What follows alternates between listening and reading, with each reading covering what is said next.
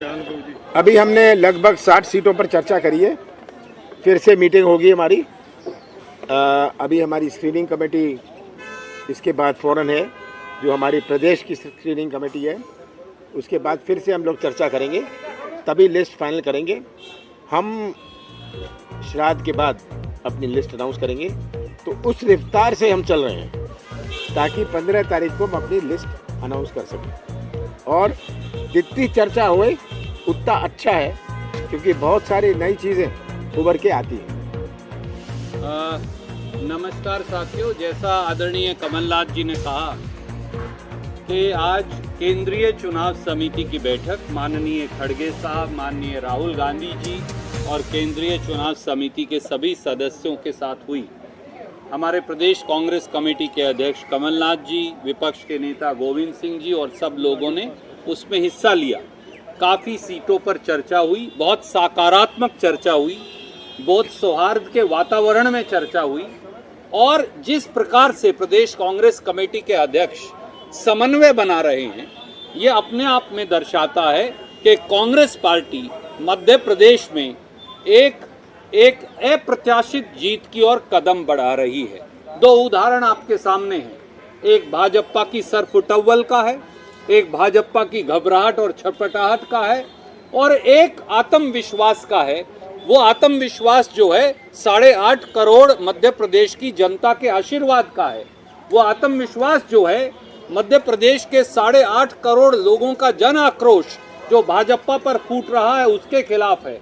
आए दिन भ्रष्टाचार, घोटाले और इस प्रकार के विवाद सामने आ रहे हैं। आज ही सामने आया 10 करोड़ का आदिवासी घोटाला मध्य प्रदेश में।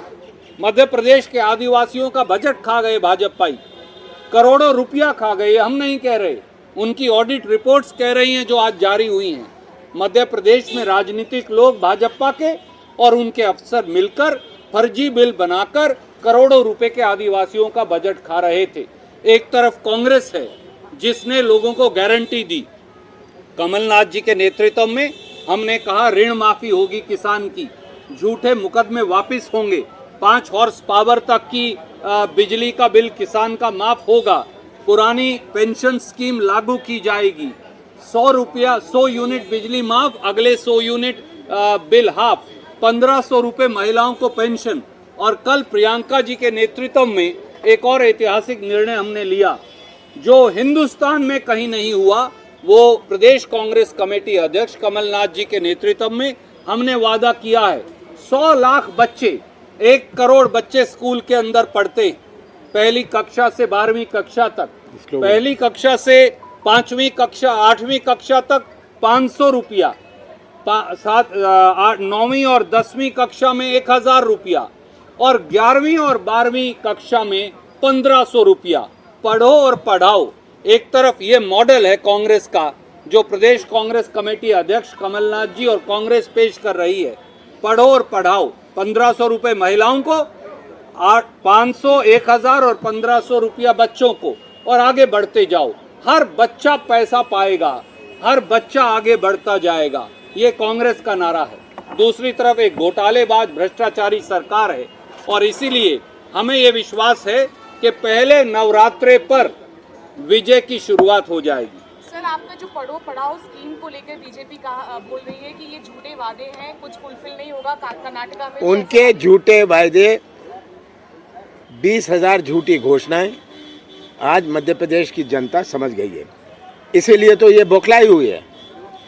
झूठे वायदे, झूठे घोषणाओं से मध्य प्रदेश की जनता अब थक गई है। अब समय 23 दिन बचा है, जनता राहत की इंतजार कर रही है।